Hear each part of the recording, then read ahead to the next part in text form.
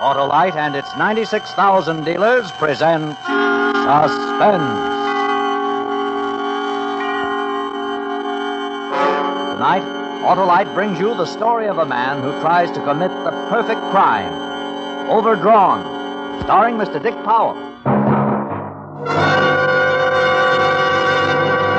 Well, hi, Hollow. Well, Stanley Smart, baseball's brightest brain and most magnetic manager. How's the car, Stan? Batting zero. No power at all. And it rides rougher than an umpire's decision. Well, sounds like spark plugs might be causing the trouble, Stan. You mean they could make my car act as nervous as a Rare's rookie, Hollow? Sure.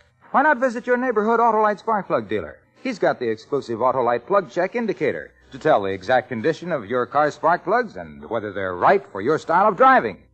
And if cleaning or adjustments are needed, your Autolite spark plug dealer has the tools and equipment to give you the best spark plug service money can buy. Yeah, but Hollow, suppose replacements are needed. Why, then he'll replace those worn-out spark plugs for a team of ignition-engineered, resistor-type or standard-type Autolite spark plugs to give you smoother performance, quick starts, and gas savings. So, friends, take a tip from me and see your neighborhood Autolite spark plug dealer soon. And remember, you're always right with Autolite. And now, with Overdrawn and the performance of Mr. Dick Powell, Autolite hopes once again to keep you in suspense. The next time you walk into a bank, notice the guy behind the window. For 17 years, I worked in a bank, took it in and doled it out. And there was never a day that I didn't feel like a dead ant in a jar of honey. When the feeling got hard to handle, I'd blow a week's salary on a blonde or a new suit. But it didn't help. Expensive things are like eating peanuts. You can't stop. Sure, you can push them away, but what do you accomplish? You just have to reach a little farther. Mr. McPherson, the president of the bank, valued my efficiency at a premium. Whenever a new man was hired, I was elected to show him the ropes. Mr. Graves, this is Mr. Robert Farley, our most experienced and conscientious teller. He'll see that you get off on the right foot. He'd pat me on the back and leave me to explain the rules and regulations to some wet-nosed kid fresh out of college. Hope you don't mind me hanging over your shoulder, Mr. Farley. Oh, hang anywhere you want. Huh? Nothing. Mr. McPherson tells me the procedure here is pretty strict. I wouldn't want to make any mistakes. Oh, it's not too bad, Graves. Pretty much the same as any bank. Just make sure you write your figures clearly and, the old man has one particular fetish. Be sure your initials are legible. Sure. A few years ago, we had two tellers with the same initials. There was a deposit error, and nobody could tell which one made it. They both got fired. Like some coffee? Well, I don't like to leave before I... Oh, I always bring a thermos. Hand me that briefcase, will you? Oh, sure. Grab yourself a paper cup. That drugstore gives me indigestion. Hope you like it black. Yeah, black's fine. Thanks. Been here long, Mr. Farley? Started as a messenger boy when I was 18. Watch out, it's hot. Makes sense. Who wants cold coffee? Get the picture? As monotonous as 50 miles of dirt road, unless you've got patience. I had it. And for 17 years, I bet my patience on the longest shot in the world. If it happened, I was ready for it. For 17 years, I got up in the morning, filled my thermos with coffee, put it in my briefcase, and went to work. And every day, I sat there with my hands full of money, waiting and hoping. Then one afternoon, as the minute hand on the big bank clock jumped from 2:59 to 3, it paid off. I'd like to cash a big check. How big? How much have you got? What? Don't move an inch or I'll blow your head off. He was a big man in a trench coat, and he held a gun pointed right at my chest. I looked down the line of windows. An armed man covered each one. Don't let anybody move. This is a holdup. Hurry it up, buddy. All the money you got in the drawer. I reached for a stack of thousands and watched him rake the money into a leather bag. I kept handing him money, praying someone would get to the alarm. Come on, let's have it faster. Get that guy another four.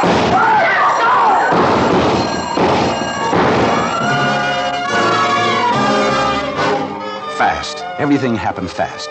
Pete Johnson was the guy who turned in the alarm. Now he was down on his face, his life running out all over the floor. Everybody was crowding around Pete, everybody but me. I remember those patient years and moved like a machine. I grabbed my briefcase, stuffed it with the rest of the money from the cash drawer. Tens, 20s, hundreds. It was a matter of seconds while the hysteria kept everyone else too busy to notice. Then I closed the case, put it back under my counter. I took a deep breath and joined the crowd standing around Pete Johnson. What'd the guy look like? Well, officer, he had on a trench coat and a hat. What color was the hat? What color the coat? Well, the coat was tan, I think. The hat green or gray. Did you get a good look at his face? No. I was too busy looking at his gun. Well, we got pretty good descriptions. You can send everybody home. They got about 80,000. Your window took the biggest loss, Farley. Oh, well, he cleaned me out. I'm sorry, Mr. McPherson. Can't be helped. Certainly nothing for you to worry about. I'll see you in the morning. Yes, sir. Mr. Farley. Huh? What is it, Graves? I just thought maybe you wanted a lift home. No, thanks. I'm still a little shaky. I think I'll walk it off. Thanks just the same. Sure, Mr. Farley. Anytime. So far, so good. About a 50-foot walk to the front door, and I'd be on the street. Easy street. But I took my time. Too close to look anxious. Too close to attract attention. I closed the drawer, reached down, and stopped. My fingers inches away from the leather handle on the briefcase. At the front door stood 2 policemen. They'd stopped one of the tellers and were questioning him, asking him about a lunch pail he was carrying. They made him open it, and I got sick. I'd never make the street with that briefcase. Suddenly, everything seemed mixed up, confused. I grabbed my coat, headed for the door. I had to get out, run, forget the briefcase, and save myself. All the way across the bank, I kept telling myself, relax. Slow down. Hold it, mister. What's the matter? Just checking. No packages, huh? No. Okay, good night. Good night. Mr. Farley! Mr. Farley! Hey, you. What? Guy calling you. Mr. Farley, I forgot your briefcase. You wouldn't have had any hot coffee in the morning. Oh, yeah. Thanks, Graves. That your briefcase? Yeah, why? What's in it? An empty thermos. Better have a look. Mr. Farley. Yes, sir? I hope you weren't upset about your window. This officer wants to check my briefcase. Your briefcase? Oh, don't be ridiculous, Sergeant. I'll vouch for Mr. Farley. Been with me 17 years. Okay, Mr. McPherson. Thank you, sir. Can't trust you. Can't trust anybody. Oh, that's all I wanted to say. See you in the morning. Yes, sir.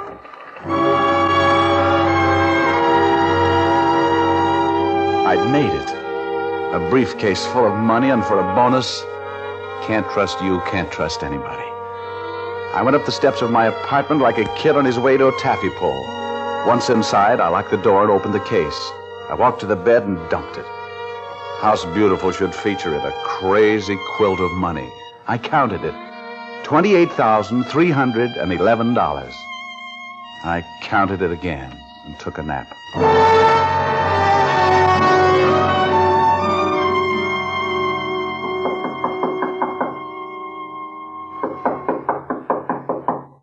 I looked at the clock on the nightstand. 7:10.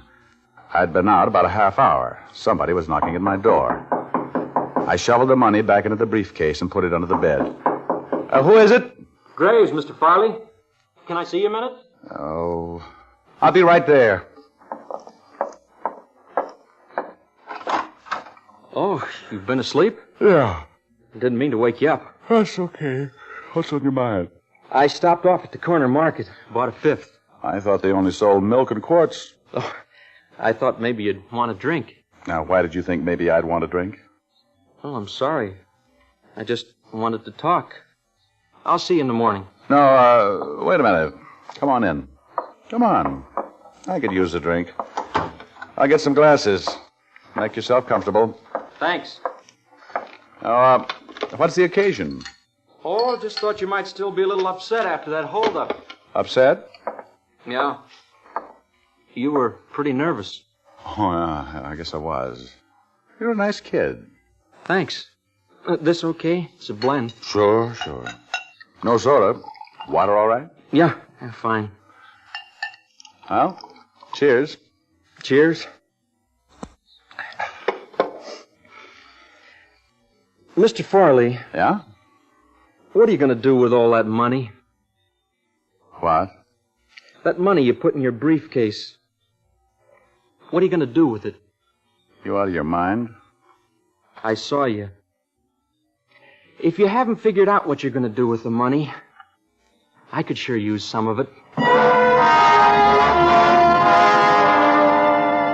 He sat across the table from me, smiling like a young rattlesnake in a rabbit pen. He took out a cigarette, leaned back in his chair, and lighted it. He blew the smoke across at me in a long, thin stream. I could feel the panic again. The smoke spread out and hung over the table. 50-50, Mr. Farley. I think that's fair. Half of 17 years. He was asking for half of a lifetime, and I couldn't spare it. What do you say, Mr. Farley? No. Okay. Oh, wait a minute. Yes, Mr. Farley? Change your mind? Yeah. Well, good. Let's have another drink. Sure. Say when. Hold it. That's fine. Cheers. Cheers.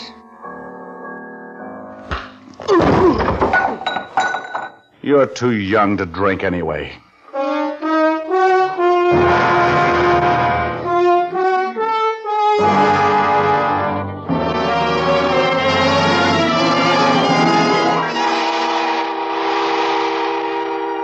Autolite is bringing you Mr. Dick Powell in Overdrawn, tonight's production in radio's outstanding theater of thrills, Suspense.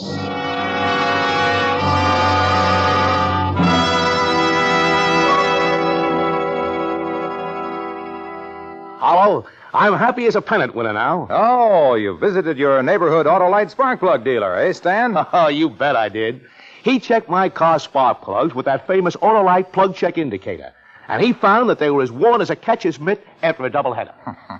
So he threw out those worn-out spark plugs for a set of ignition-engineered Autolite spark plugs, eh? You bet he did. And now my car takes off like a home run, operates smooth as a double play, and really goes the distance on a tank of gas. Well, that's because ignition-engineered Autolite spark plugs are designed by the same Autolite engineers who design coils, distributors, and all the other important parts that make up the complete ignition systems for many of our finest makes of cars, trucks, and tractors.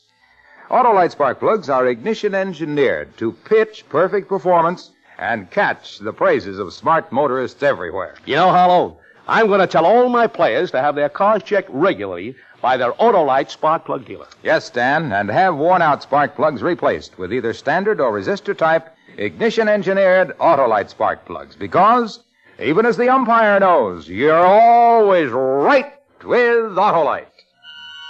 And now, Autolite brings back to our Hollywood soundstage Mr. Dick Powell in Elliot Lewis's production of Overdrawn, a tale well calculated to keep you in suspense.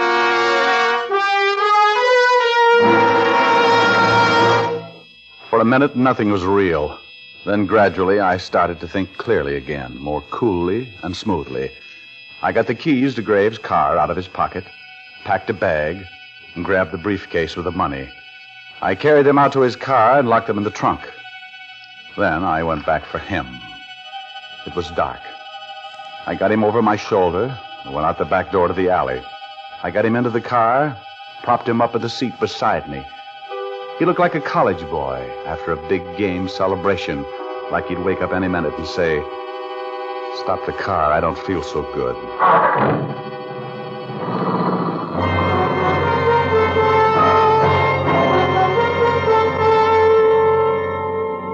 A few miles outside of town, there was a reservoir. I pulled up a few feet from the edge and sat there a minute, smoking a cigarette. I didn't dare go too fast. Had to know the next move. Suddenly, the kid's body slipped a little and leaned against my shoulder like he wanted to hurry and get it over with. It was the least I could do. I grabbed my briefcase and bag, took the brake off, and shoved. The car slid into the water in a slow, smooth glide.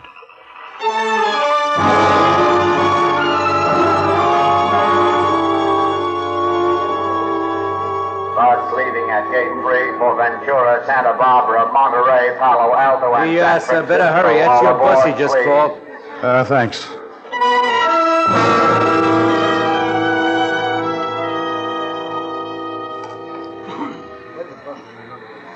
It was dark in the bus, and too many people were using the air. A baby in the back somewhere didn't like it either. I put a cigarette in my mouth, and as I struck a match, the glow lit up the face that leaned toward it from the next seat. Hold it, will you, honey? Thanks. Oh, stuffy in here, isn't it? Yes, it is. Going far? San Francisco. I got a cousin there. He runs a restaurant. One of those fish places on the wharf, you know. Well, I've never been there, but I've heard about them. You never been to San Francisco? Oh, you got a kick coming. It's not much when the sun's out, but at night it gets enough like New York to be just great. You'll love it. Of course, I don't know anything about you, but... Oh, well, you don't have to. We're starting even. What's your name? Betsy Clark. Mine's Adams. Arthur Adams. I'm a used car salesman from San Diego. I'm taking my first vacation in 5 years. And I'm glad to know you, Miss Clark.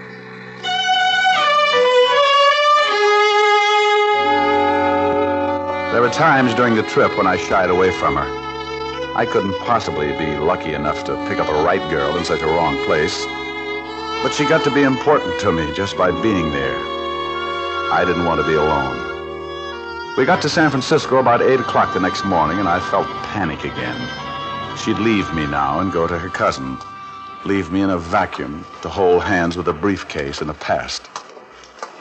Where are you going to stay, Arthur? I don't know. Some downtown hotel, I guess. Any suggestions?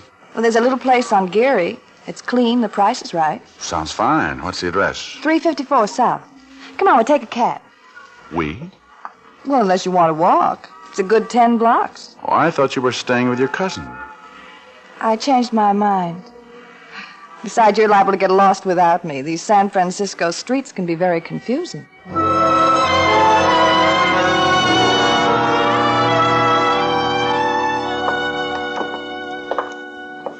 morning. Can I do... Oh, hello, Miss Clark. Hello, Pop. You got a couple of rooms? Sure. It's good to see you again. It's been nearly... This is Mr. Adams, Pop. Give him one overlooking the bay. He's never been here before. Hey, he can have, 411. Okay. How about me? 409? That'll be fine. I'll take you up. You call me when you're freshened up. There's a wonderful restaurant that serves stuffed grape leaves. We'll begin the tour with something exotic, huh? Oh, great. Let's keep it that way. I'll be ready in an hour.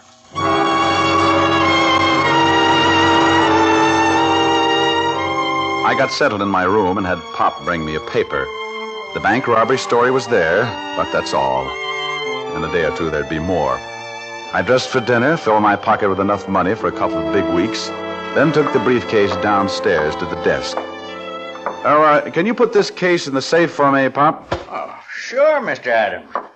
Just a moment. I'll give you a receipt. Is this a house phone? Oh, yeah. 409, please. Oh, hi. I'm downstairs. I had to put something in the safe. Okay. Here's your receipt, Mr. Adams.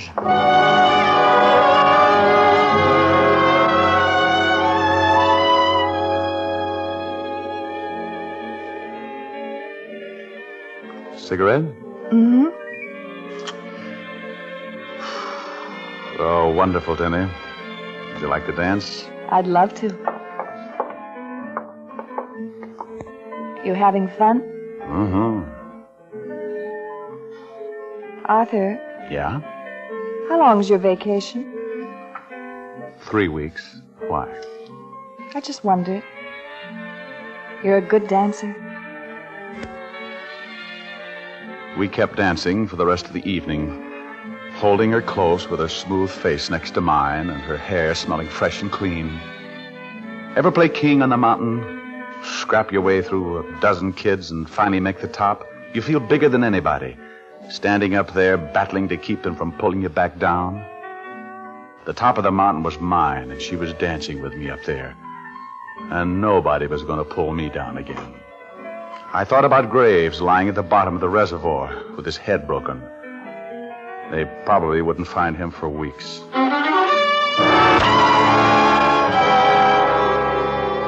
The next night, we went to the top of the mark. Gee, I'm sorry it's so foggy. We'll have to come back again so you can see how pretty it is. Oh, I like looking at the fog. It's like watching smoke in a fireplace. Look how it curls around the buildings. Cold smoke. Oh, I'm glad it's out there. Why don't we go home now, huh? Arthur? Why don't we go home now? No, not yet. Well, I don't think I want another drink. Hey, what happened to you all of a sudden? You miss your used car a lot? Sorry, I was thinking about somebody. A girl? Hey, maybe you're married. I never even asked you that, did I? Who are you thinking about? Oh, it's not important. Just a guy who wanted me to sell out to him. I kind of wish I had.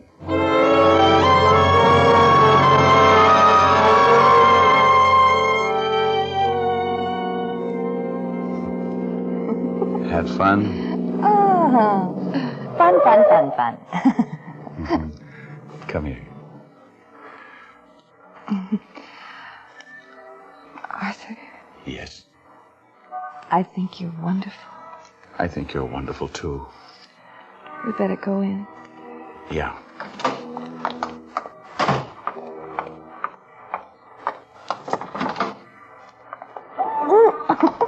Steady as she goes. Gee, I'm a little tight. Want the papers?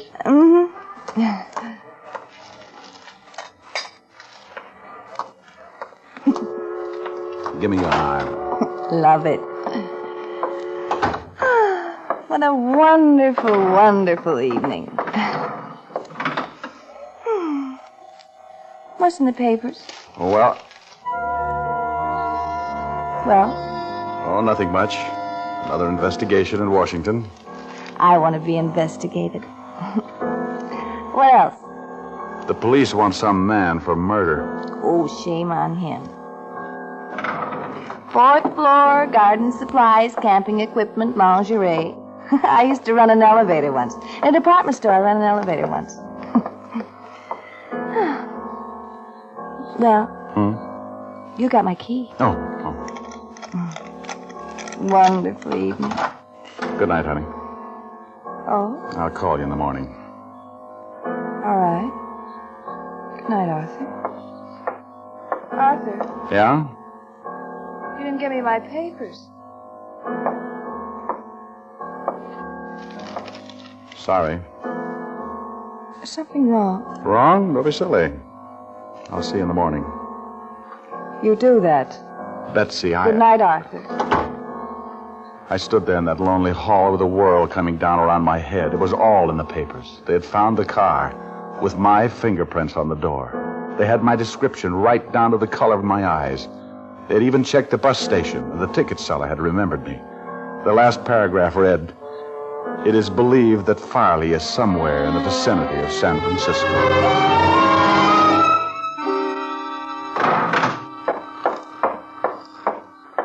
Pop. Pop.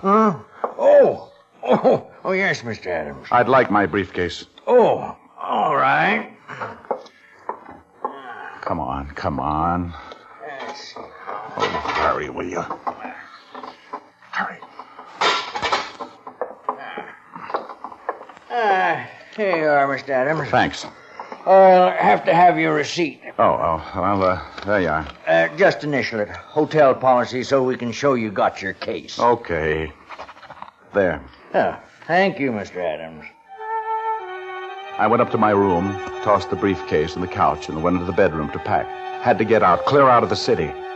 I thought about Betsy, and I wanted to take her with me, but I couldn't. How could I explain running, hiding? Sooner or later, she'd find out, and I couldn't take that chance. I closed my suitcase and went into the other room. Hello, Arthur. There she was, sitting on the couch, the open briefcase in her lap. So much money, Arthur. You must sell an awful lot of cars. How'd you get in? You left the door unlocked. It's all right. I locked it. Where'd you get it? I sell a lot of cars. While you're working in a bank? Thank you for buying me the papers. All right, Betsy. Is that why you killed him, Arthur, for all this money? What do you want, Betsy? Must have been awfully rich. He wanted to get that way. How much, Betsy?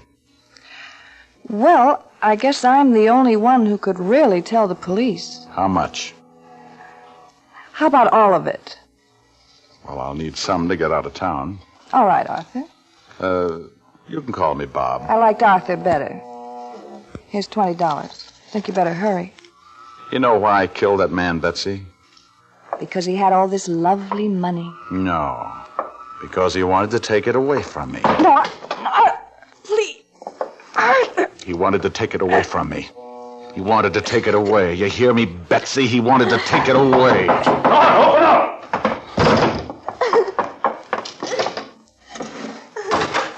Where is he? Oh, why, Miss Clark, are you all right? Hey, you, stop! Stop!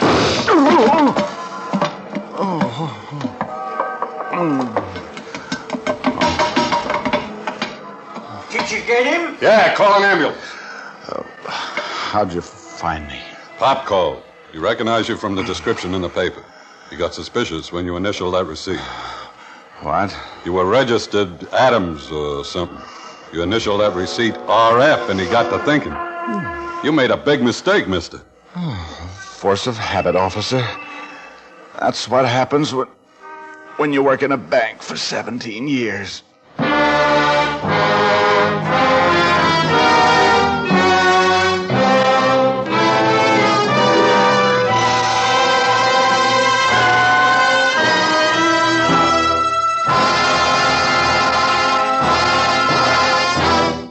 Suspense. Presented by Autolite. Tonight's star, Mr. Dick Powell. Friends, this is Harlow Wilcox again to remind you that Autolite is the world's largest independent manufacturer of automotive electrical equipment. Autolite makes over 400 products for cars, trucks, planes, and boats in 28 plants from coast to coast. These products include world-famous ignition-engineered Autolite spark plugs, which are carried by your neighborhood Autolite spark plug dealer. See him soon and have worn-out spark plugs replaced with ignition-engineered Autolite resistor-type or standard-type spark plugs for smoother performance, quick starts, and gas savings. And remember, you're always right with Autolite.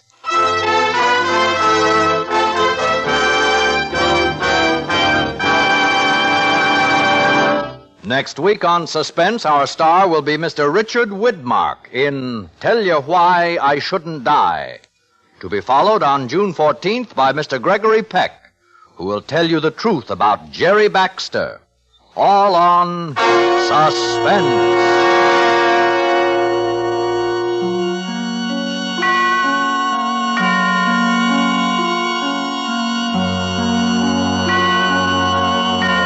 Suspense is produced and directed by Elliott Lewis, with music composed by Lucien Morawek and conducted by Lud Gluskin. Overdrawn was written for Suspense by Blake Edwards from a story by Robert Platt. In tonight's play, Mary Jane Croft was heard as Betsy and Dick Crenna as Graves. Featured in the cast were Norman Field, Ed Max, Benny Rubin, and Joseph Kearns. Dick Powell may be heard each week on his own radio program, Richard Diamond, on another network. And remember, next week on Suspense, Mr. Richard Widmark in a tale we call Tell You Why I Shouldn't Die.